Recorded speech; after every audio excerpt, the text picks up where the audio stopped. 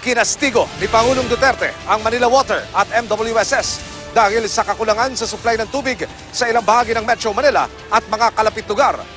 Nagbabala ang Pangulo sa mga opisyal ng Manila Water at MWSS kung hindi raw aayusin ang kanilang trabaho. Narito ang report.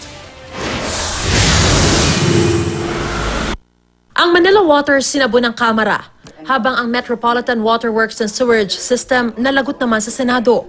Na-question ang sinabi ni MWSS Chief Regulator Patrick T. na wala silang kapangyarihang magpataw ng penalty.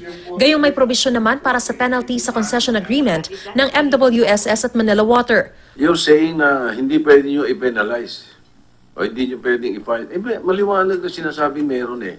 This is the first time this happened, and we can do that, and we are studying it right now. We are actually also studying the amount of the fine, or sorry, it's not a fine again, the penalty that will be imposed, which can be rebated.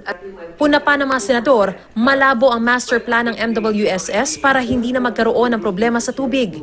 Ipinasuspindi na rin ni Senador Ping Lacson ang paniningil ng Manila Water sa mga consumer para sa construction ng Cardona Water Treatment Plant na sinisingil noon pang 2015, pero hindi naman natapos sa itinakdang deadline. Baka pwedeng on your own, unilaterally, o sige, hindi na muna namin singilin yung kawawahan natin mga kababayan. I have instructed our team to look for ways to see how we could help for services not rendered in the affected communities.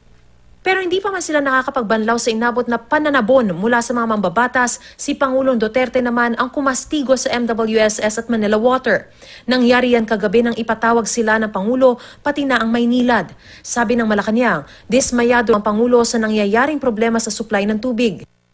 Ayon naman kay MWSS Administrator Reynaldo Velasco, hindi na sila pinagpresenta pa ng Pangulo tungkol sa status ng water supply.